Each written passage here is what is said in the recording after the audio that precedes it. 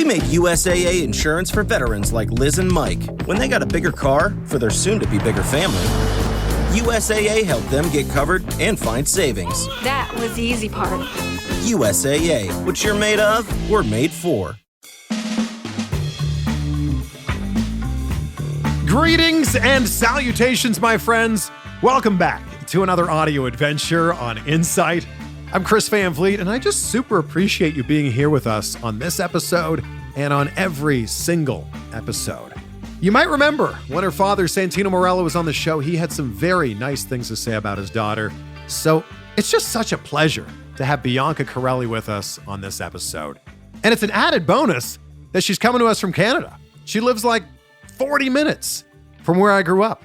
But look, I'm very aware that when you clicked on this episode, you probably didn't know a whole lot about Sophia. But I can promise you, you are going to love her before this conversation is done. Not only is she super talented in the ring, but she's brilliant, incredibly smart, incredibly engaging, and so charismatic. Give her a follow on social media. She's at Bianca A. Sophia A. on Instagram, and she's at Corelli Bianca on Twitter. So it's like last name, then first name. And you can find me. I am at Chris Van Vliet. Let's dive into this. So good. Please welcome Bianca Corelli. So good to see you. Thank you so much for doing this. No problem, Chris. Thank you for having me on. You know, I had your dad on, I guess this would have been about a year and a half ago, and he had so many incredibly wonderful things to say about you. He was basically telling the world they need to watch out for you. Wow. Well, I would hope so. I would hope it would be nice things. Well, I mean, he is your dad, but then he was like, but my daughter, Bianca, is so incredibly talented. Like, the wrestling world better watch out. Wow. Well, Dad is a sweetheart. Dad really is a sweetheart. So, and I'm sure it runs in the family. Thank you.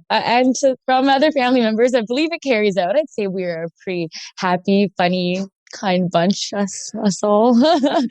Look, I always love talking to a fellow Canadian. I'm from not far from, you're in Mississauga, right? Yeah, I'm in Mississauga. So I was on the other side of Toronto in Pickering. So we're like 45 minutes away from each other, maybe? Yeah, well, it depends on what time you're getting on the 401, because that 45 minutes could be like 2 hours. Let me tell you. So are you still in university right now? Yes, I will be done end of July. Okay, this is soon. Very, very soon. That's why it's been so hectic. The courses I'm taking right now are like, they're summer courses, so they're super condensed. So every day has just been crazy. So are you taking summer courses because of COVID, or you just wanted to like speed up the process here? I wanted to just get it done. I took a couple years off to wrestle. Yeah. So I had one more year left. And now I'm like, okay, just get that year done, get out of the way. COVID kind of was the reason why I was like, you know what, I'm just going to finish it. I have 1 year left. Before COVID, I was like, I don't really care about my degree. Wrestling's what I want to do. Things got put on pause, and it was like, okay, I would be silly not to finish it if there's nothing else I can physically possibly do right now. Your degree terrifies me, and probably terrifies a lot of people that are watching this. A degree in biology is come on, that's very scary. Not really. Honestly, I think sciences are a lot easier than any like art degree, because there's a definite answer. It's either like yes or no. It's either this quantity or this quantity. Whereas with like right now, I'm taking an anthropology course for my essay credit, and it's the answer is whatever you justify it to be. And that terrifies me, because like there's no answer. I don't like that. I was a communications major at Wilfrid Laurier, and I would argue that because it's subjective, it's easier because you're like, this might not necessarily be right, but if I make a good enough case for it, I can still get an A on this paper. But the person, so this is where I would have to like challenge that a little bit. The person who's marking your thing, like they could just hate it and give you a horrible mark. Like you might have great arguments, but because they feel a different way, they're biased, then they're just gonna be like F. Yeah, there you go. Like, you know what I mean? It's that room for subjectivity or objectivity, whatever, that I don't like that. And you're right. In the sciences, this does not exist. It is black or white. There is no gray area. Yes, and that's safe. And I like it. So when you apply and you're going into school for a biology degree, what's the plan? What do you want to do with a biology degree Well, originally? I wanted to be a brain surgeon. Wow. Yeah, I went to Western with I was doing a medical science degree and a major in neuroscience, and I was very interested in it, in terms of like what the courses were about and everything. But then I started thinking more about like real life and, when I grow up, like when I have, at the time I was like 19. So when I grow up, you know what I mean? But then I was thinking like the hours you put in being a brain surgeon, the stress, well, how does that affect your family life? Would I be happy doing that? Like, yes, I could have the capability to do that. I could put in the work, but am I going to enjoy my life? And, you know, time flies by. You only have one life. Uh, I want to spend that life like enjoying the moments, not really high stress, not 24 hours on call and in the hospital, like seeing very, very sad things and very happy moments too. But it just didn't fit with me. Yeah. So is the plan now wrestling? The goal is to be a pro wrestler? 100%. What 100%. a shift. Okay. What a shift from I want to be a brain surgeon to I want to be a pro wrestler. I mean, they do seem different in theory, but I mean, they're Sell me on very this. similar. Okay, so they're very similar in the sense that like anything that you want to do or anything that interests you, you need to put forth full effort and you need to be Yes. disciplined. So when it comes to reading your textbooks, planning your schedule and getting your work done and on time, that same discipline totally carries over into the gym. So, you wake up, you get your workout done, you have your meals planned, like you can analyze things. So if this is my weakest suit in wrestling, maybe I need to do more cardio drills in the ring. Well, I've self-analyzed. I know what needs improvement. I know I just have to put in the work. There's repetition involved, studying, practice. And it's very similar. That discipline carries over, that desire to succeed carries over. And it really just comes down to how much energy you're investing in the thing that you want. And so the thing I love about this is you're approaching wrestling school and wrestling training as if it's actual school. And I think that unfortunately, a lot of people look at this as a hobby. They look at it like going to boxing classes or going to taekwondo classes or something like that. And you're basically approaching this with the same precision as a brain surgeon. Well, thank you. And I do actually try to do that. And I do look at it very analytically. And that's also just because the way my brain works. So I know like a lot of people in my class, maybe they see something, they learn it, they do it. Whereas I see something, I think of 10 other ways that it could be done. I ask why we do it this way, what the benefit is possibly to the other ways that we could do it. When can we use this? And my brain just starts creating these webs, and I tend to overcomplicate things for myself initially, but once all my webs have been put into place, like I have a bigger picture and I have a more broad understanding. So it takes me a little more time to learn things, but when I do learn them, like I got it. Yeah. You sound like you're just obsessed with the concept of learning. And I was reading another interview that you did where you're talking about some of your favorite books, and like you listed off a book by Eckhart Tolle, and I'm like, oh my God, like that guy is brilliant. And the fact that that's one of your favorite books, I think really speaks a lot to your character and also just the direction you're headed in.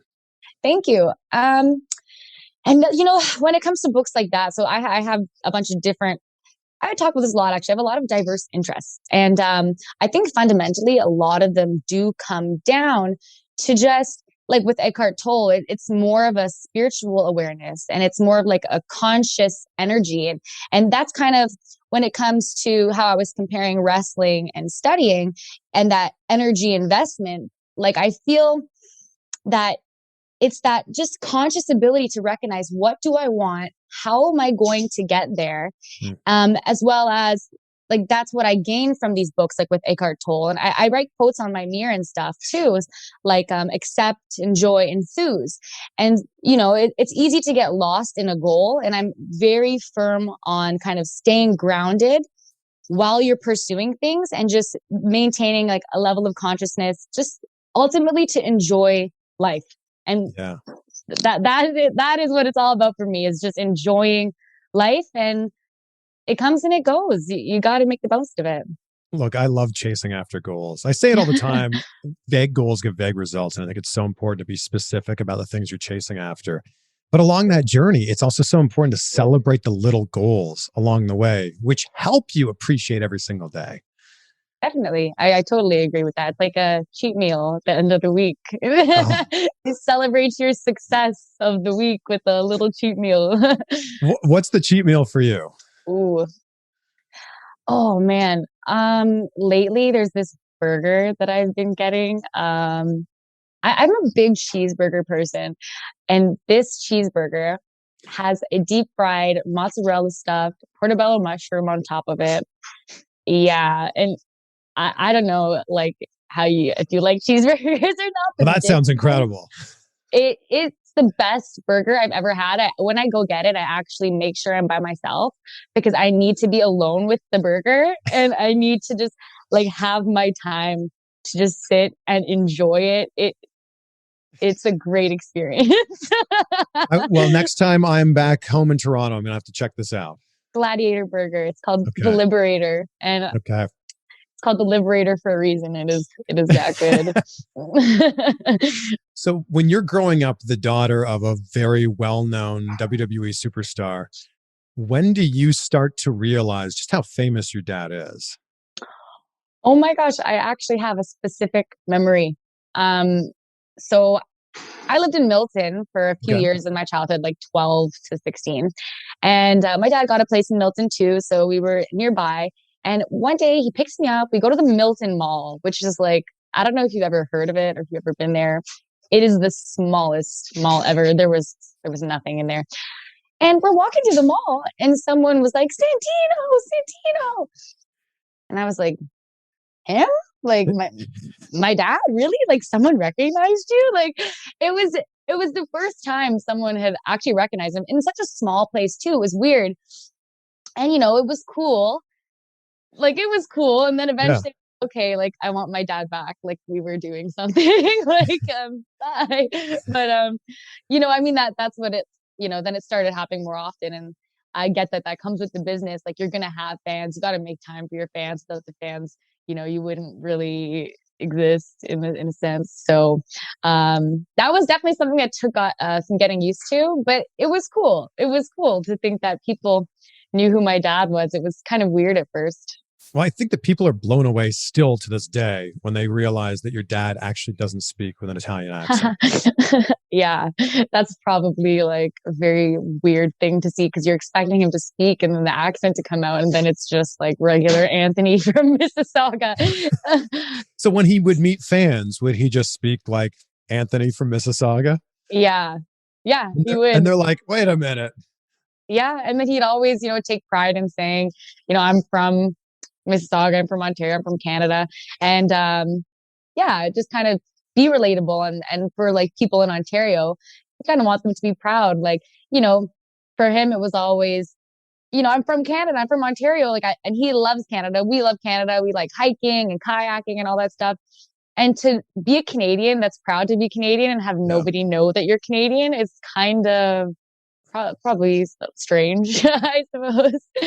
Is that an accent that like he did like around the house? Or is that just something when WWE was like, hey, we hear you have some Italian roots, like you better do an accent?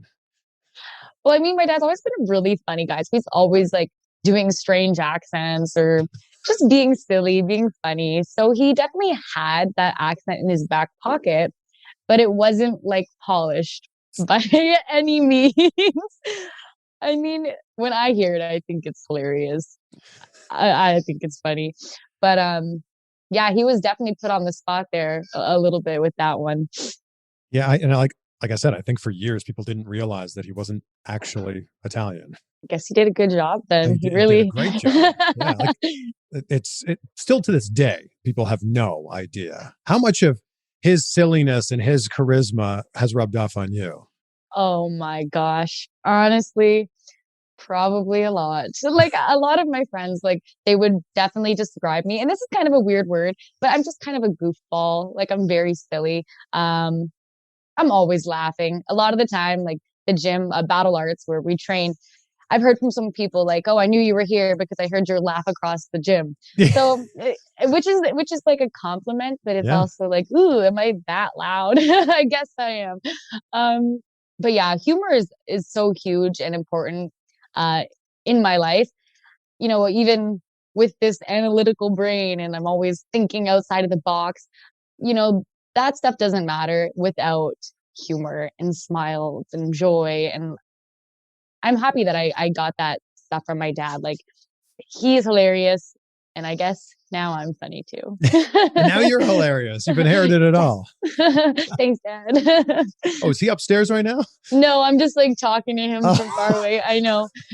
Yeah, that was kind of weird, but Do you remember your reaction the first time you saw Santina? oh, yeah. Well, no. Yes and no. Okay. Honestly, all I remember is I was having a sleepover one time with like some friends, like some girlfriends, must have been like grade 9 or 10.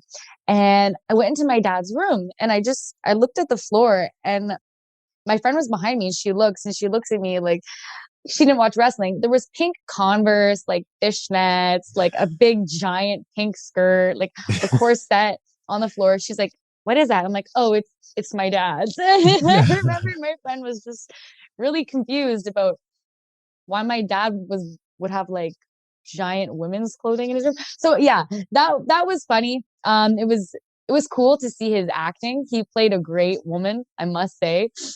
Um, Not a very pretty woman though. Not that it matters, but uh, yeah, it was funny. It was cool. Definitely was surprised at first, like, oh my gosh, like what is he wearing? What is he doing?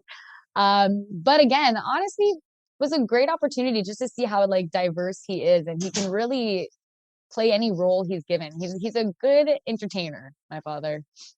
I feel like he should have been taking some tips from you. I mean, you had a background in like beauty pageants. He should have been like, Bianca, how can I be a better Santina? Oh my gosh, I know, and it's funny because he was Miss WrestleMania, That's right. and I'm like, it's just strange. Like I'm the first in my family to do pageants, but then it's like I guess not. That's not in a way. So that was kind of cool. I want to be Miss WrestleMania. So, Yeah. hey, who knows? What drew you to like have an interest in pageants? Honestly, I was watching TV. Toddlers and Tiaras was on. And I know a lot of people have a big problem with that show, but all that aside, because I'm not really going to get into that. Um, I was like, you know what? I could totally do this. Like, they're literally, walking across the stage with confidence in really pretty gowns. And I've always loved like makeup and glamour and sparkles. And I was like, I could do this. So I Yeah. Googled Canada teenage pageant. I found Miss Teen Canada. I entered. I did Miss Teen Ontario. I won. And then I got to the national level. I made a top 10. And yeah, then I was like, okay, I guess that was that was cool. I liked that. It was just for me, just kind of like a little challenge for myself to try something new, step out of my comfort zone. I like to try new things, see what I like, see what I don't like. And I'm very competitive once I decide to pursue something. So it was just a really fun goal for me to have to prepare for that. Yeah. Is there any crossover, do you think, between the world of pageants and the world of wrestling? Oh, absolutely. Tons. Well, for starters, okay, glitz, glam. Yeah. Your wrestling outfit, your presence, you are walking, you are gloating, you are establishing yourself. That same energy that draws people to you, you need that in a pageant. You have to stand out. And you're Mhm. only really standing out with body language and like attire. And so it's that same kind of character component in Yeah. both of those. Also, that's kind of the biggest thing for me. It's like the pageantry of wrestling and then the pageantry of pageants. It's fun. You have to have that confidence. You have to prepare. Like, with wrestling, you need to know your craft.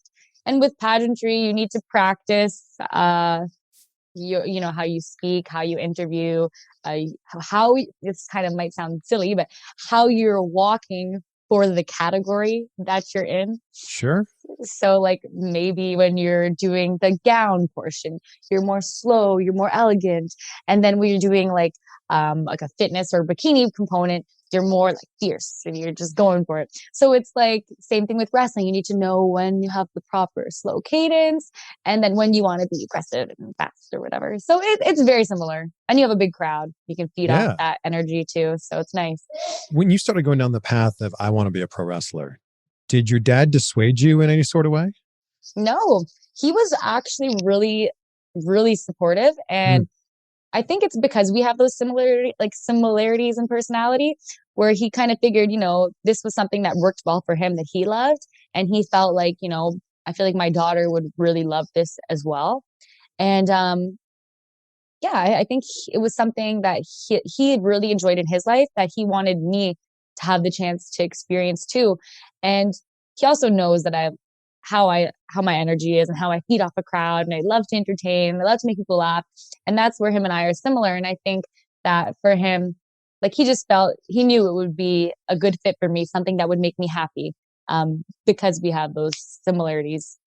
So at what age did you start training? You trained with Tyson Dukes, who has one of the best wrestling schools in all of Canada. Like if you're going to train somewhere in Canada, that's a pretty good place to go.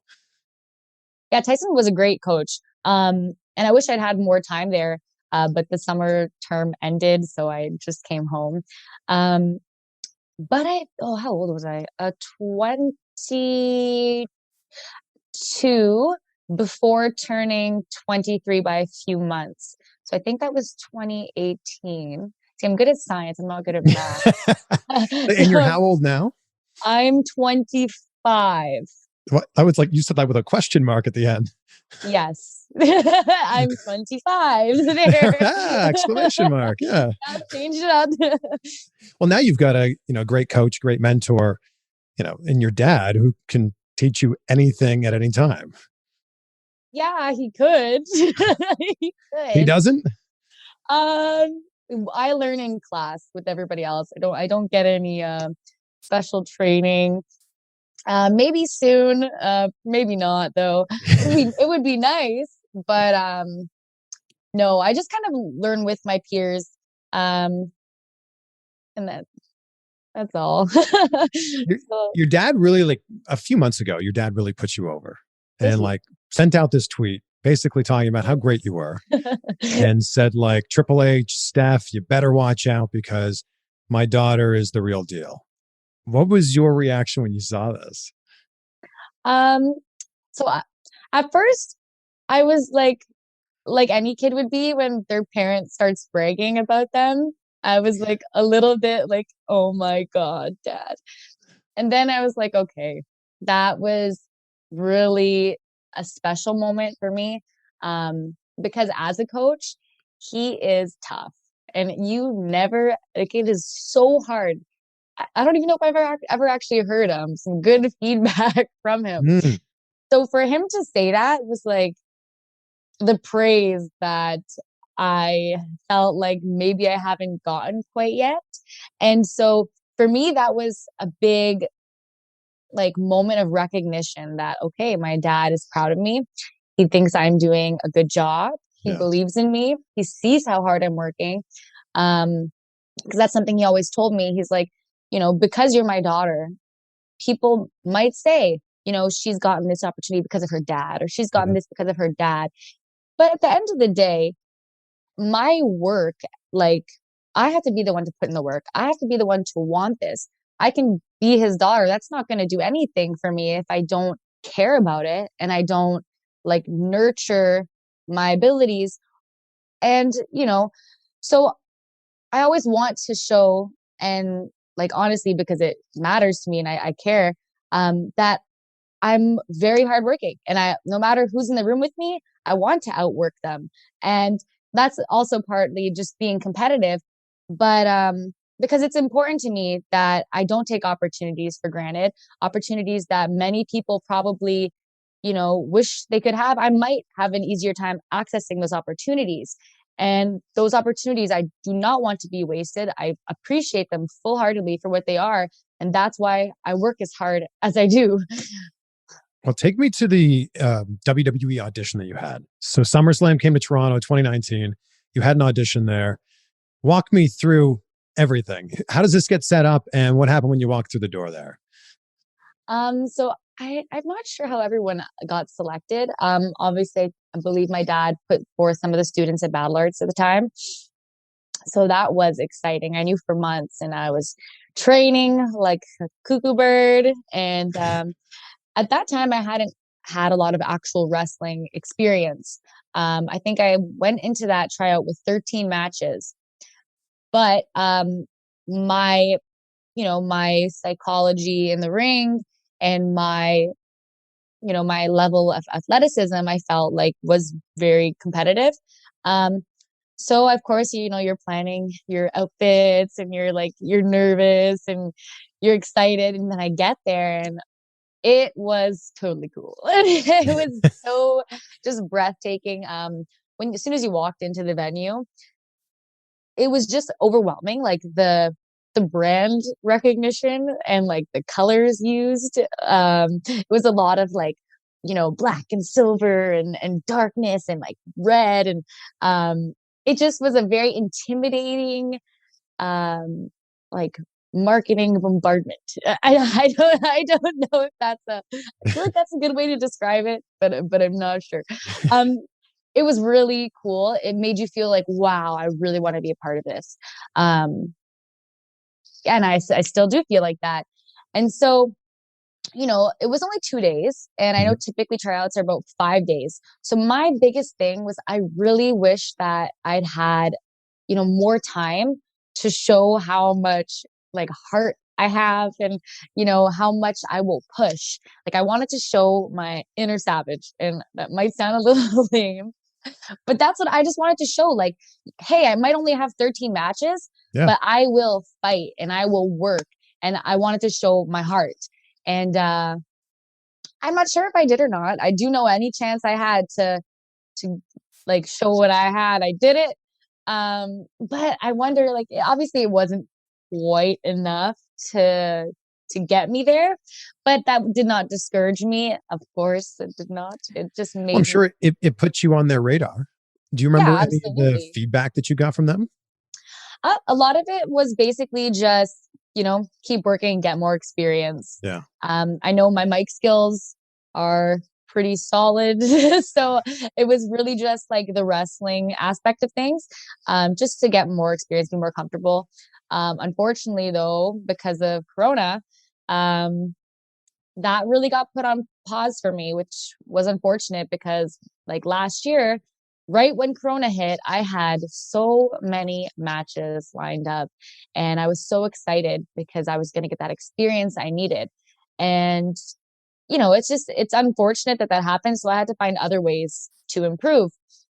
So I was studying tapes, studying my own matches, thinking of things, making lists of things I want to try.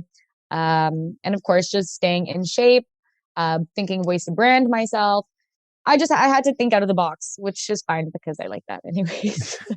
And you're wrestling under your real name, right? Yeah, for now. Oh, for now. For now.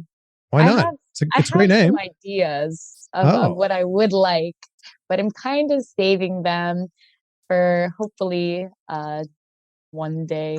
Sure. Future. How would you describe the character that you have right now? So right now, I'm kind of just, what's a nice word for this? I would say I come off entitled, arrogant, rude, condescending, obnoxious, dramatic, and like a very dirty fighter. Just overall very unlikable. Extremely, extremely unlikable, which is very fun. It's very fun for me. I thrive off the booze. I really do. Like the booze. You prefer being a heel is what you're saying. Yes, I do. There were a few matches I had where I was coming out like a baby, and it's a lot more, you have to be a lot more vulnerable. because you're coming out there all happy and you want people to cheer you. And then it's like, what if they don't like you? And then that's just awkward. That's really awkward. So I feel like it's easier to be not likable than it is to be likable. We made USAA insurance for veterans like Liz and Mike. When they got a bigger car for their soon-to-be bigger family, USAA helped them get covered and find savings. That was the easy part. USAA, what you're made of, we're made for. Since you're living in Canada and I haven't been back there in almost, I think, a year and a half now. It's so unfortunate. I haven't been there since 2019 because of COVID. Let's talk about Tim Hortons because I miss it so much. What is your order at Tim Hortons? Well, I am so sorry to tell you this, but I stopped going to Tim Hortons. Oh my God. I don't drink coffee. I just go for the donuts. Okay. The one good thing I have to say about Tim Hortons is they did come out with the donut last year. They don't have it anymore. The strawberry confetti dream donut. That was awesome. Sounds amazing. But they messed up my order like 3 times in a row about a year and a half ago, and now I'm Starbucks only. I'm sorry. They lost it big time. Yeah. Wow. What about Swiss Chalet? Did they lose you too? Well, I like their sauce. Their Swiss Chalet Everybody sauce. likes their sauce. I could drink that sauce. It is so good. I totally drink it. But I haven't been there in years. But if I were to go, I would drink the sauce for sure. Please have a swig for me. It's that good. When we look ahead here, what are your, you're 25 question mark right now. As we look ahead to say the next 5 years, 10 years, what are some goals that you're reaching after? Well, definitely would like to be in Florida. I would like to be wrestling as a career with obviously one of the major companies would be very nice. I would also really like to do something that, whether it be through wrestling or on my own, that kind of advocates for the environment. That is a huge passion of mine. I think it's very important to make sure, like, I know it was trendy for a while, like, oh, eco-friendly or make green decisions, but it kind of wears down after a while. People kind of stop caring. And it's important to me that, we keep that eco-friendly energy high. And I really want to maybe work with children, inspire curiosity, the desire to learn. I obviously would love to main event WrestleMania, but I think any wrestler would say that for sure. That'd be awesome. Travel. I want to go see all the countries I've never been to, experience new cultures, experience new foods. Love food. Really I kind of want to do everything. I'd love to write a book, have a fashion line, or have a talk show one day, or everything. And, that's very difficult because I think I've said this before in other podcasts or interviews, but jack of all trades, master of none. And I love everything. So it's either I spread myself too thin sometimes, or I drive myself crazy going 100% at everything. Right.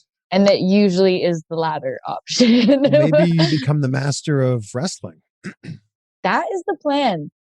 Honestly, I've got tons of ideas for charts that I'm going to make. As soon as my schoolwork is done, I'm going to actually implement my study strategy to wrestling and make a bunch of weird graphs and charts, which I won't go into detail now, but they're going to be effective. Wow. I know it. Since you like phrases and quotes, one comes to mind when you start describing putting yourself and spreading yourself too thin it's like the man who chases 2 rabbits catches none. And I think that that's such a good phrase where it's if you're chasing after this one, then you chase after this one, you will end up catching neither of them. You'll just continue chasing them. Yeah, unless you have the proper tools, because then you could shoot one and chase one into a trap. But bam. This is good. This is the modern version of this quote. Oh my gosh, you gotta think outside of the box, right? I feel like you made a chart in your head about that. I did. I actually strategized a whole way to catch both rabbits. What's the best advice that your father has given you in wrestling and outside of wrestling? Oh my gosh. Oh man. Um, ooh, in wrestling, best advice. Well, probably like it's gonna sound like a Nike ad, but just do it. Mm. A lot of the time because I tend to kind of overthink things. If he says, "Okay, we're gonna do this," I'll be like, actually, how do I do this part before I attempt anything? Yeah. And his whole thing was just do it. Like, don't think about it, just do it. And so to me, I'm like, how do I do it if I don't know how? And then I had to get over that completely, had to throw it out the window. So now I just do it. I give it my best shot. If I mess up, I do it again. And if I mess up again, I do it again. And you just keep on doing it until you get it right. Yeah. And, you know, in life, I guess the same thing kind of carries over. Sure. Like, you get knocked down 9 times, you get up 10. I think that's actually a Cardi B quote. So my bad on that. But yeah, failures lead to successes if you don't give up. So I think And it that's a sounds big like it's thing. the idea of like, you'll figure it out as you go. Like you don't need to have it all figured out before you take that first step. You just figure it out as you're doing it. More fun that way too. Wing it a Yeah. little bit. What book are you reading right now? So I am halfway through. So I have an audiobook and I have a physical book. So the physical book is my leisure reading, and then the audiobook is like stuff the more self-improvement type Sure. stuff. Yeah. So I'm almost done The Power of Now, I think, or was it The Secret? I confused the two of them because I just finished the one Eckhart Tolle and I'm on the second. I'm just going to check really quickly because it's right here. It is, yeah, The Power of Now is what I'm reading right now. Okay. And then my leisure reading is The Da Vinci Code by Dan Brown. Oh, So I do really like Dan Brown as an author. I don't know if you know him, but of course. Okay, yeah, he's great. Everybody knows the Da Vinci Code and The the books that movie, follow after though, that. the books are so well written. I wish that it's always like that though with the books. Like the books have more detail, and one thing I really like about Dan Brown as an author is that all of his books have so much fact in them. Mm. Like obviously he spins them into a fictional story, but they're educational. I'm such a dork. They're educational. So when I read them, I'm learning facts about another country or like historical facts, and I like the learning component that's mixed in with the fiction. So I like that you're laughing at yourself. This is great. This is great stuff. well, it's because I'm starting to realize like, wow, like sound like such a dork, but I guess that's who I am. So It's go fiction with that. based in reality. Yeah, it's awesome. Yeah. This has been great. It's just been so good getting to know you. Like I was aware of who you were online through Instagram and Twitter. Your dad gave me a lovely introduction to who you were as a person, but it's great to actually like talk to you. So thank you. Well, thank you. Thank you. You too. I only saw your Instagram profile as well. So now there's a person behind the face. I end every interview talking about gratitude. And I say that if you can be grateful, you'll live a great life. Be great, be grateful. So, Bianca, what are 3 things in your life that you're grateful for right now? First of all, I'd like to say I really, really like that because I actually consciously practice gratitude every day. Love that. So there's so many things that I'm grateful for, but I will try to narrow it down to 3. I am grateful for this life. I think that it's very important that, we all realize the gift of life that we've been given so we can make the most of it. I'm grateful for every person in my life that I've interacted with and had experiences with and relationships with, family, friends, or even just someone on the corner of the street, because those are the interactions that help you grow and help you learn and really help make you who you are. So I'm grateful for those experiences that forged me. And I'm also grateful for my health. And I think that is a big thing that a lot of people can take for granted, and especially with wrestling. There's always a chance of injury. And so, for me to be in good health and to take care of my body, knowing the things that I'm doing in the gym and in the ring, I am very grateful that I'm in good health right now. Yeah. Especially with what's going on in the world right now, too. Yes, absolutely. I actually had COVID for a couple weeks there. Not fun. How are you okay now? Yeah, I'm fine. Honestly, it was like 1 week of not feeling so good. And then I was fine after. I still managed to actually work out every day, which was a little bit too much. I probably shouldn't have. And it Wow. probably kept me sick longer. Yeah. But I would spend like 4 hours. Usually my workout would last 45 minutes. Yeah. And it would take me 4 hours. I'd do something, sit down for a minute, do something, sit down for a minute, but I would power through it. So Corona didn't get me. I love your perseverance. Not just with that story, but in everything you're talking about. You're like, I'm just going to make it happen. Thank you. You Yeah. got to do what you got to do. I love No it. excuses. Yeah. Thank you again. This was such a pleasure. Oh, no, thank you. It's my pleasure. Isn't she great? Big thank you to Bianca for joining us for this. Can't wait to see her in the ring more this year as things start to open up on both sides of the border. And hey, thanks to you. I appreciate you being with us on this one. I appreciate you subscribing and following the show. And, I've just been loving these conversations we've been having. And we're just getting started, people. Man, last week was John Cena and Mickie James. Earlier this week, X-Pac in person. Now, Bianca Corelli. Man, what a year. What a year it's been. Snap a screenshot